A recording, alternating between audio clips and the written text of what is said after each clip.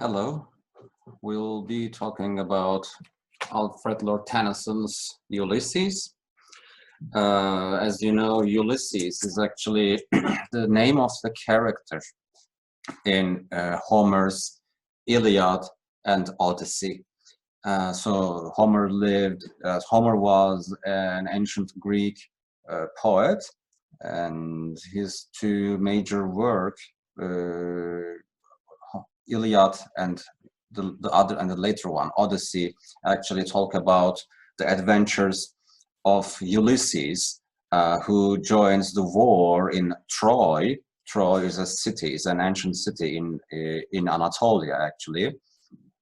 And then in Odyssey, in the second book, he talks about Ulysses' journey home. I mean, they anger the gods, and the gods don't let them come back to their homeland. Okay, so we'll be talking about Ulysses by Alfred Lord Tennyson. So Alfred Lord Tennyson has actually written a poem about the character Ulysses, and he actually talks about what happens after he comes back to his homeland. Okay, so let's start. So I have highlighted the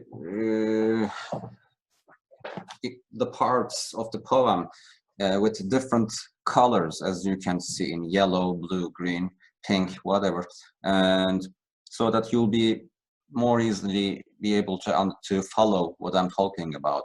So think about these differently highlighted parts as paragraphs, for example. Okay. Okay. It little profits that an idle king by this still hearth among these barren crags, matched with an aged wife, I meet and dole unequal lows unto a savage race that hoard and sleep and feed and know not me. So this part, I mean, these opening lines actually are very colorful in introducing the speaker, Ulysses. So Ulysses is the king of Ithaca. Ithaca is the tribe that Ulysses is from. He's the king of Ithaca. So these lines establish that Ulysses is not really happy with his situation. So the whole second book, I mean, the whole Odyssey by Homer is actually about Ulysses' efforts to come back to his home. So here, Alfred Lord Tennyson imagines that Ulysses is back home and he is an old man now, and he's talking about how Ulysses feels. So this is an imaginary situation that Alfred Lord Tennyson creates. We can call these lines as dramatic monologue. Dramatic monologue is a kind of speech spoken by a particular character in the poem, and he's speaking to you, the speaker. Okay, so think about dramatic monologue as the lines, as the words that you hear on a play. Okay, in drama. So in monologue means just one person speaking. All right, so here we have a dramatic monologue in the poem. So Ulysses so it's interesting that Ulysses' name is actually never mentioned in this poem. Okay, so just in the title we see the name Ulysses, but instead the poem's title, okay, indicates who this poem is about. In Homer's tale, in Homer's Odyssey, Odysseus spends 10 years fighting in the Trojan War, and 10 years in adventures at sea, where he struggles to return to his island and to his wife. And his wife's name is Penelope. And he tries to come back to Penelope and Telemachus. Telemachus is his son.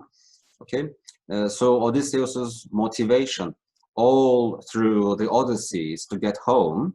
So the readers are actually surprised by these opening lines in Tennyson's poem, which, I mean, because these lines describe how unhappy Ulysses is with his life on Ithaca.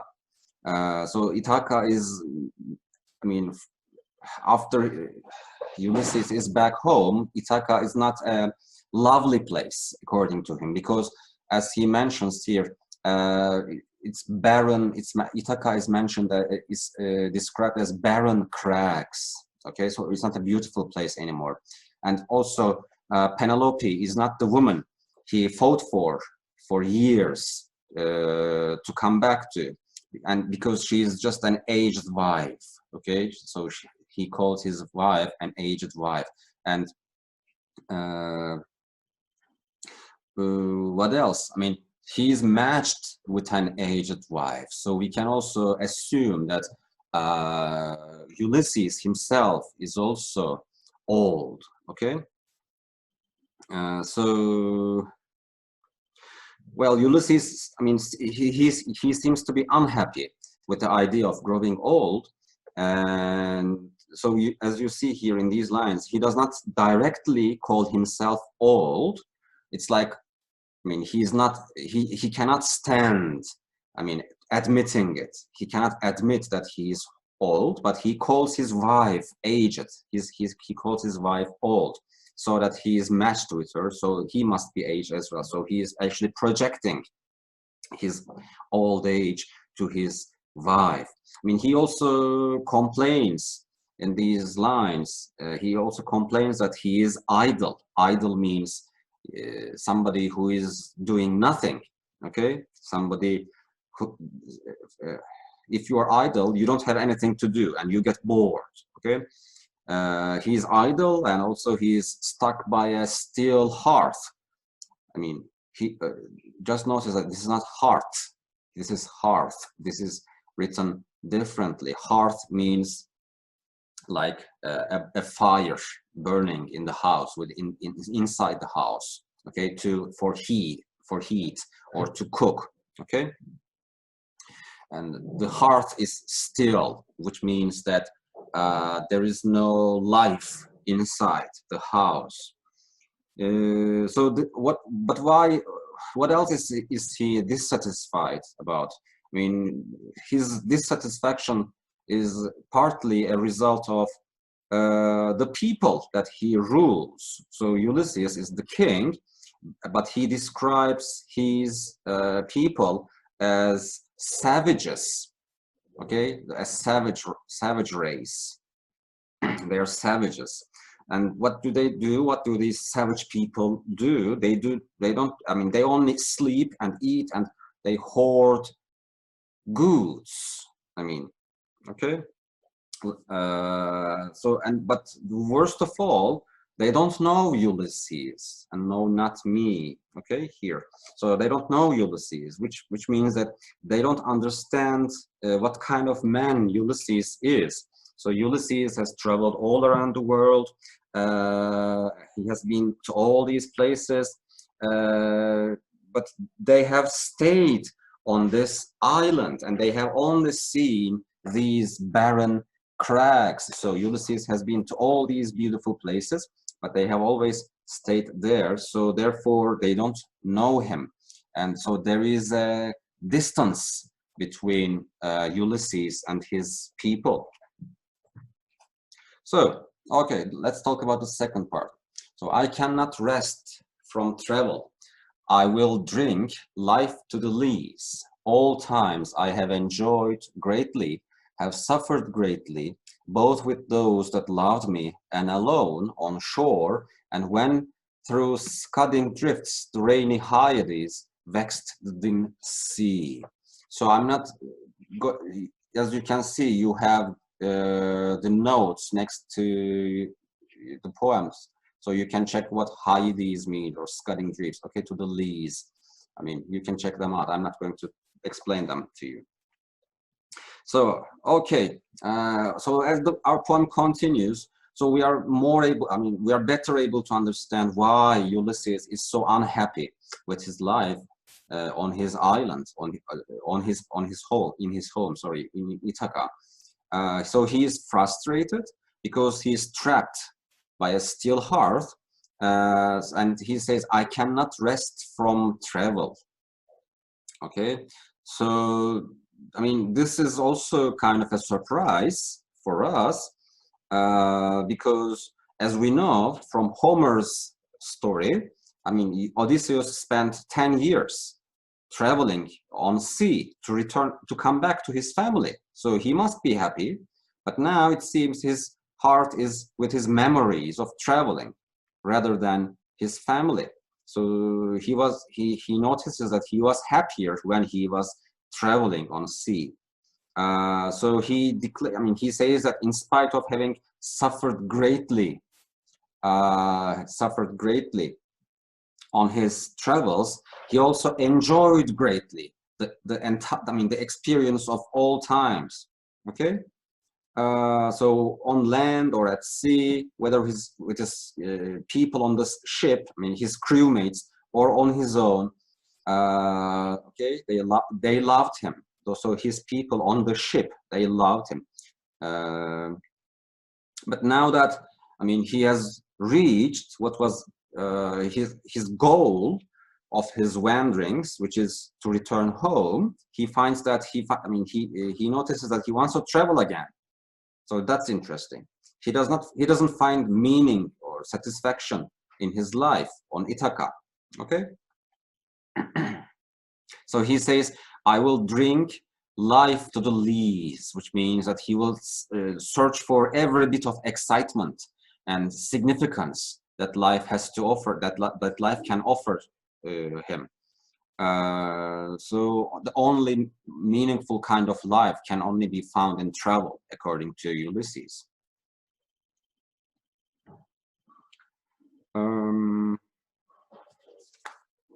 I am become a name, for always roaming with a hungry heart. Much have I seen and known, cities of men and manners, climates, councils, governments, myself not least, but honored of them all, and drunk delight of battle with my peers, far on the ringing plains of windy Troy. Okay, so here, I mean, here Ulysses he's still thinking about his past life as a traveler and as an adventurer, and as a result, he says that I am become a name. So this phrase is like a response to this line, to line 5. They know not me. Okay, so they know not me, but here he says, I am become a name. So Ithacans, I mean, people of Ithaca do not recognize Ulysses. Okay, but the rest of the world, I mean, actually recognize Ulysses. So his own people don't know him, but the rest of the world know him. So he is a famous figure, okay, around the world. So this is also interesting. And this is also another reason why Ulysses is unhappy. So in the Odyssey, in Homer's Odyssey, in the original text, so Ulysses was hungry about reaching home, but here we have another kind of hungry heart. But I mean, much have I seen and known, cities of men, manners, climates, councils, governments. So he has seen all of these kinds of things on his travels. So he also, I mean, Ulysses here also mentions that he is happy in the glory of war. Okay, so as we know, I mean, from Homer's Odyssey, Ulysses was one of the greatest and, I mean, smartest of the Greek leaders, and he calls himself not least. I'm not the least of. I mean, I'm not the least successful. I'm not the least. So here in these lines, he's making an understatement. Okay, So he says, I am not the least successful of the warriors or of the travelers. So which he is actually trying to say that he is actually one of the best travelers, one of the best fighters. Okay, I am a part of all that I have met, yet all experience is an arch where through gleams that untraveled world, whose margin fades forever and forever when I move. How dull it is to pose, to make an end, to rust unburnished, not to shine in use, and as though to breathe were life. So he has described his past travels and adventures, and here Ulysses says, I am a part of all that I have met, which means that, he has left his mark on the people he met on his travels, and also they have left their mark on Ulysses. So these people, so it's a mutual thing. So for some people, we can say that this is that his life has been well lived. Okay, so we can expect that he can just rest and enjoy the time that he has. All right, but the next lines actually contradict this idea.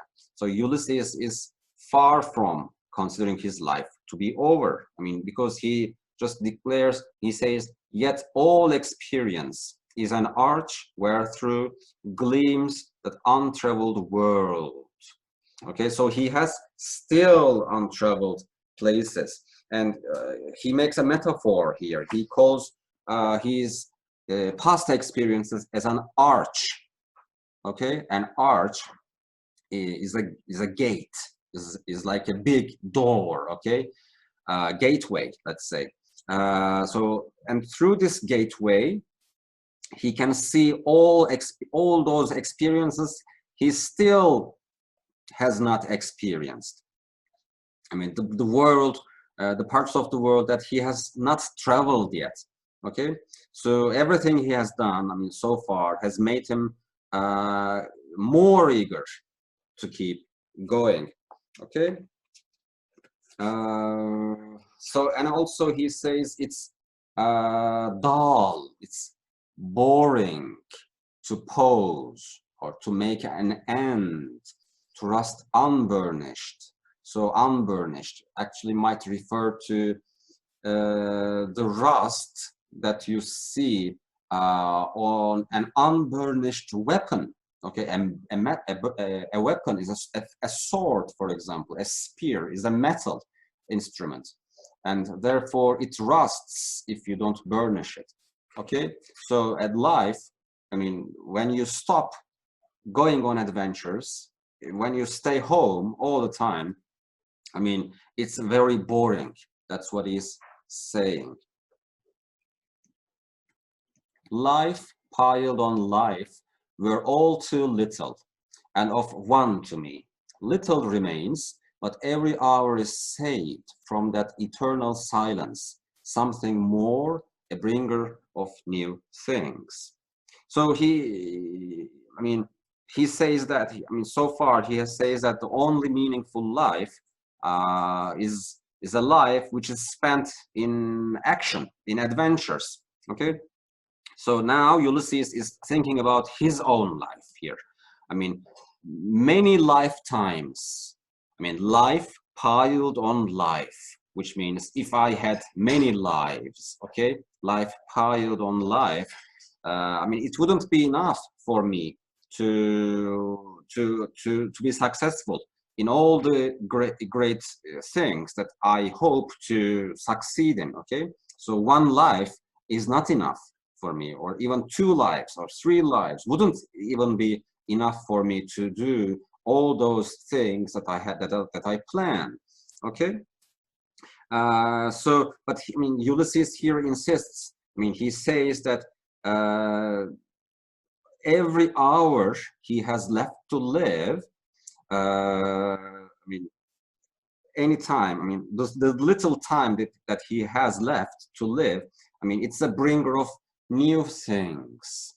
Okay, so it's a bringer of new things. I mean, which means that it's an opportunity, I mean, to see or do at least one more thing before he dies. So he calls death that eternal silence. So this part, that eternal silence, this part actually refers to death. Okay, the silence of, I mean, death. So the death is a silent state. Okay, so we can maybe contrast it with the ringing plains of Troy. I mean, the loud plains of Troy, where he fought before in battle. Okay, so death means the absence of action here. Okay, so he hopes to, I mean, run away from this solitary life and to run away from this boring life, and he wants to accomplish at least one more great thing before he dies. Okay, and while it were for some 3 sons to store and hoard myself, and this gray spirit yearning in desire to follow knowledge like a sinking star beyond the utmost bound of human thought. Okay, so he has just, again, Ulysses has just thought about the very short time that he has left to live, but still, I mean, he insists that the best way to spend these few years is not trying to prolong them. Okay, he doesn't want any more years. I mean, he can keep himself alive for a very short period of time, maybe some 3 sons, which means maybe 3 days or maybe 3 years, okay, for a very short time. But he doesn't want to just hoard himself these years, which means, I mean, you remember on one of these previous parts, he accused his people of hoarding things. To hoard means to collect and to not use something. For example, if you hoard books, which it means that you are just buying books but not reading them. If you're hoarding money, it means you are collecting money and keeping them in your bank account, but you're not spending them. Okay, so it's a waste, he says, kind of. So, I mean, he doesn't want to hoard himself years. He doesn't want a long time. I mean, 3 sons would even be enough for him. And this gray spirit, yearning in desire. So in this part, actually, gray spirit is actually himself. Okay, gray spirit might refer to his, for example, his hair being gray because he is old. Okay, so this gray spirit, I mean, he is yearning, he is hungry in desire to do what? In desire to follow knowledge, like a sinking star. So what he is after is maybe to visit more lands, because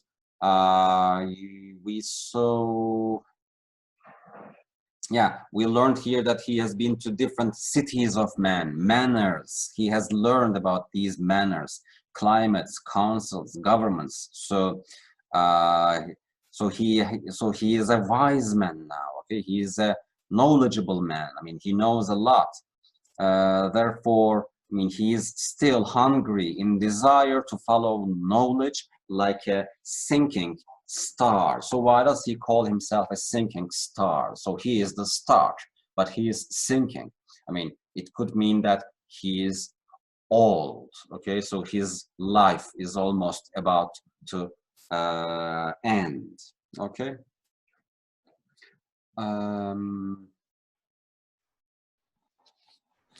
This is my son, mine own Telemachus, to whom I leave the scepter and the isle, well loved of me, discerning to fulfill this labor, by slow prudence to make mild a rugged people, and through soft degrees subdue them to the useful and the good. Well, now Ulysses, think of this part as a second part of the poem.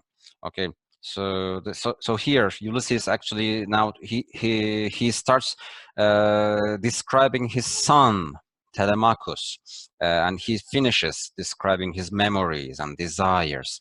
So in Homer's Odyssey, Telemachus grows up hearing about his father's greatness, and he's actually eager. I mean, he's eager to measure up to Ulysses when he becomes a man. So we can say that this part is like an affirmation of Ulysses's love and respect for Telemachus, but also we can sense that there is a kind of tension in the relationship between Ulysses and Telemachus, because they have different personalities and values. So now Ulysses is aware that he is old, and he starts to notice that Telemachus will rule Ithaca when he is dead. So he clearly, I mean, he loves his son. He clearly loves his son because he says well loved. Okay. Then he starts talking about Telemachus's personality. So we can say that Telemachus and Ulysses are different men. Okay, different people. So Telemachus is a man of slow, thoughtful, I mean, deliberate judgment. Okay, so he's a prudent person. He's a slow prudence, he says. A prudent person is somebody who thinks through a situation very carefully before acting. Okay, so he is thoughtful. I mean, he is not rash. He is not quick. He is patient, and he weighs each factor before he makes a decision.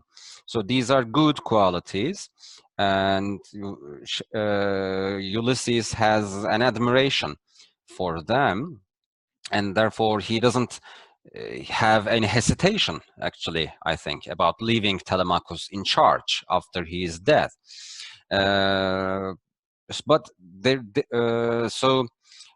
But we can say that Telemachus's characteristics, Telemachus's qualities, are not, they don't define the greatest, they don't define the most heroic kind of man in Ulysses' eyes.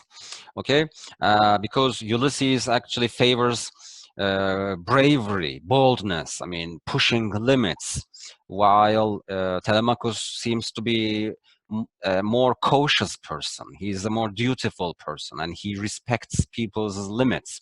Okay, and we can say that Telemachus doesn't dislike the savage, again in quotation marks, in the savage people of Ithaca, as Ulysses does, and he patiently dedicates his time to try to educate them, to teach them how to be good people. Okay, so they are different people. So most blameless he is, centered in the sphere of common duties, decent not to fail in offices of tenderness, and pay meet adoration to my household gods when I am gone. He works his work, I mine. So he is still talking about Telemachus, his son. So this section actually continues to suggest that there is a difference, and there is some distance between the relationship, in the relationship between the son and the father, because they are very different kinds of men. So Ulysses says that Telemachus is most blameless. I mean, this is a positive quality, okay, but it also kind of implies that Telemachus is a naive person. He's an innocent person. Okay, so he's not very, I mean, he's not the best kind of king that Ulysses expects. Okay, so, and also, I mean, you can see here that Telemachus is decent not to fail. So we can actually read this phrase in two ways. I mean, firstly, I mean, it's a positive trait, positive characteristics, but it also, I mean, it implies that he doesn't, I mean, Telemachus doesn't take any risks, so he will never fail. But also a person who doesn't take any risks cannot achieve the good things, the brave things that Ulysses was able to succeed in. Okay, so he's, I mean, very good at fulfilling his tasks, of the tasks of his role, the common duties of the ruler. So he follows the rules and guidelines for behavior, but he doesn't push the boundaries he doesn't take any risks as Ulysses. So Telemachus, we can say that Telemachus will do what other people will expect him to do. Okay, he's a very predictable person. So these differences in personality might also imply that the father and the son do not have a close relationship. And because at the end, Ulysses says, he works his work, I mine. So even though Telemachus is going to inherit Ulysses' role as the ruler, I mean, Ulysses doesn't see his son as sharing the same role as himself. So, but I mean, Ulysses has some respect for Telemachus, but he also sees him as a very different person, okay, with a very different mission in life, let's say. All right, so there lies the port. The vessel puffs her sail. There gloom the dark broad seas. My mariners' souls that have toiled and wrote and thought with me, that ever with a frolic welcome took the thunder and the sunshine and opposed free hearts, free foreheads. So he just like, I mean, he works his work, I mine, in the previous part. Now Ulysses now turns his attention to his harbor, to his ship.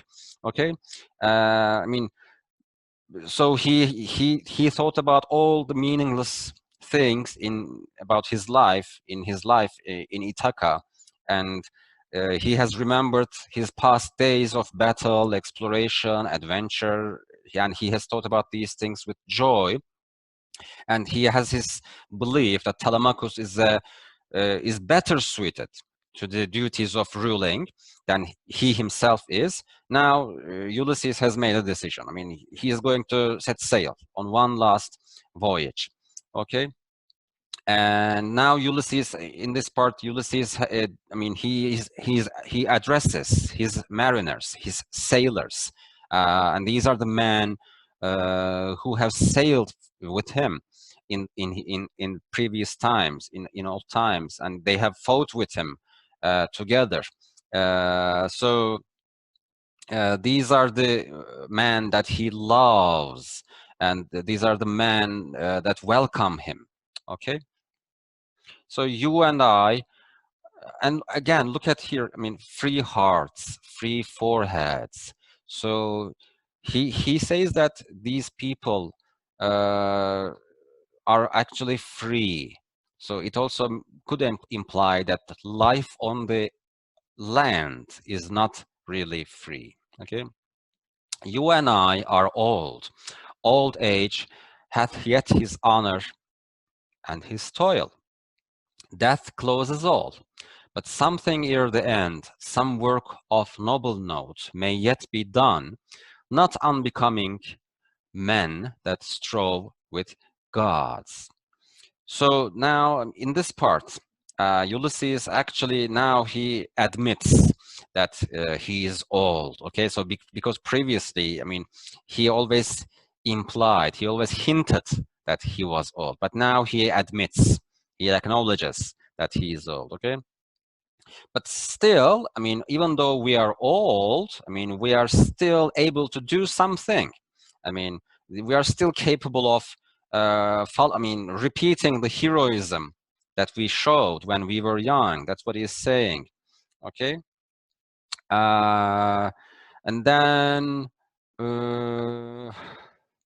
so we can still do something noble, may yet be done, not unbecoming men that strove with gods. So in his previous adventures, actually,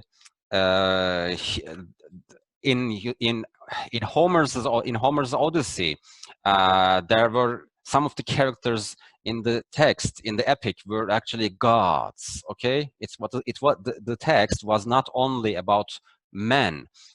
Gods were also involved as well. So they fought against gods and they fought together with some gods. Okay, so we can, even though we are old, we can still do something worthy.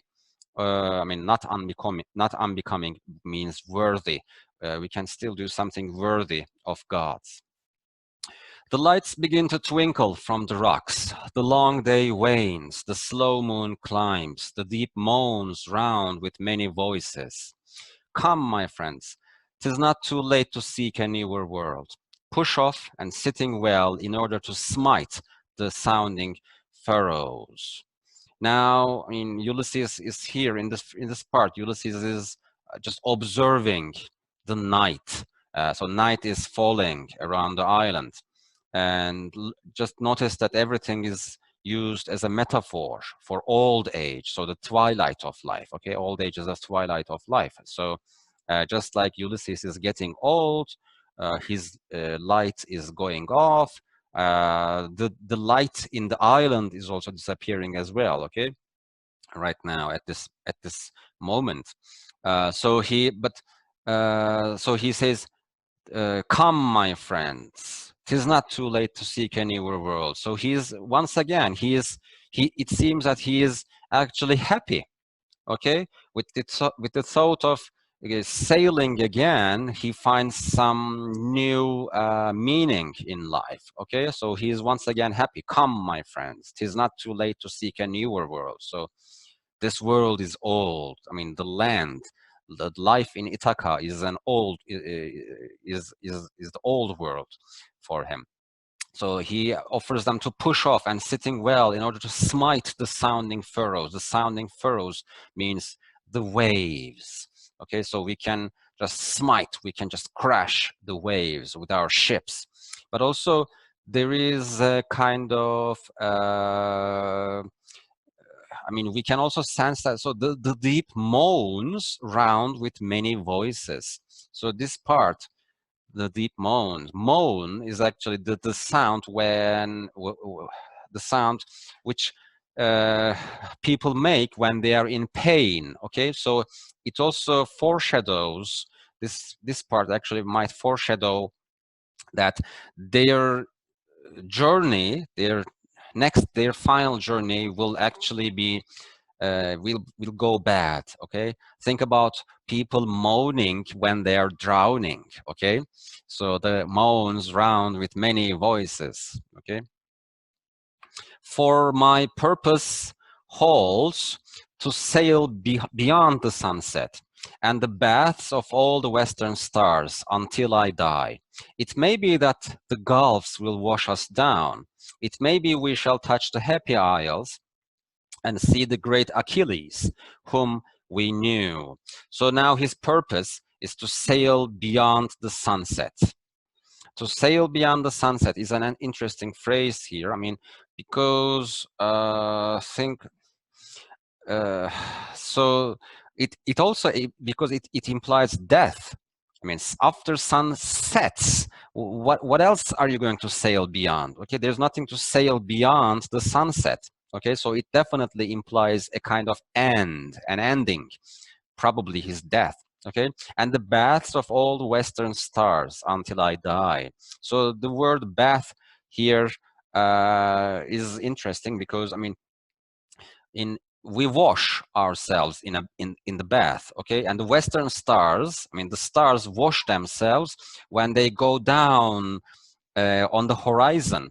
And when you're out on the sea, all around you is sea, okay? The only thing that you can see is the sea. And it seems like when the time passes, when it becomes night, I'm sorry, when it becomes morning, it seems like the stars are sinking.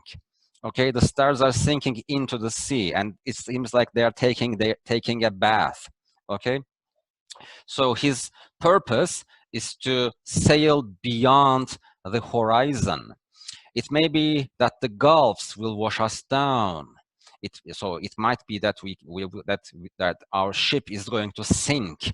That's what he means. It may be we shall touch the happy isles and see the great Achilles, whom we knew. So happy isles is a place kind of like heaven. Okay, so he mentions all these negative things, and it we actually kind of know that these things are going to happen. I mean, otherwise, why does he mention these negative things? Okay, so he is going to die, and he is going to go to the happy isles, and he is going to see Achilles. So Achilles is dead, actually, whom we knew. So I knew Achilles. So he's mentioning, he's saying that I am an important person because I know Achilles. Though much is taken, much abides, and though we are not now that strength which in old days moved earth and heaven, that which we are, we are. Okay, though much is taken from us, because we are old, much is taken from us. I mean, we have lost our strength, but much abides. I mean, we still have much left, much remains. I mean, abide means remain. So even though much is taken from us, much still remains. And though we are not now that strength which in old days moved earth and heaven, so we are even though we are not as strong as we used to be in the past, that which we are what we are. Okay, we are still strong. One equal temper of heroic hearts, made weak by time and fate, but strong in will to strive, to seek, to find, and not to yield. So, so the man here, Ulysses and his men have lost one kind of strength, but they still have another kind of strength because they are strong in will. Okay, so they are not strong in their muscles, maybe because they're old, but they are strong in will, in willpower. Okay, in mind, in mental. It's a kind of mental power. So they are still determined to strive. They still they want to strive. They are determined to strive, to seek, and to find, and not to yield. To yield means to give up, and it's an interesting word to use here because these are all positive things. I mean, to strive, to look for, to find, and not to yield. So yield is a negative word. Okay, yield means to stop working. I mean, yield means to stop trying. You can yield to death, for example. I mean, you are on the sea and your ship is sinking and you are about to be drowned. So if you yield, you die. But if you don't yield, you try to survive. Okay, you swim, you try to swim to the shore, maybe. Okay, or you try to find a piece of wood on the sea, and so, and not to yield. So not to, by saying not to yield, by using the phrase not, actually, Ulysses is kind of again implying. I mean, he's making this. He's putting this idea into our minds that he is going to yield. He might yield. There's an opportunity that there is a probability that he is going to yield. So the story, the plot, the content of the poem actually ends in a negative way. Okay, so he is probably going to yield. So this is going to be his last journey. So this poem was about several things. I mean, we can maybe say that it discusses the theme of aging. I mean, old age, right? Because I mean, from the very beginning of the poem, we see that Ulysses is an old man, and he doesn't find himself very useful, and he doesn't he find happiness in settling down. I mean, he wants to be on the move all the time. So old age is not a thing that Ulysses is happy about. Okay, so what else? I mean, we can say that adventure was also an important thing, and through adventure, because all these, I mean, almost the whole first half of the poem was actually about his adventures, right? So he thought about his adventures in great joy, with great happiness. So, and he wants to return back to a one final moment of adventuring. Okay, and through adventure, he will have knowledge again. So knowledge of other people, knowledge of other civilizations, knowledge of other societies. Okay, so these were the main things that the poem actually talked about, and that's it, I think. Thank you.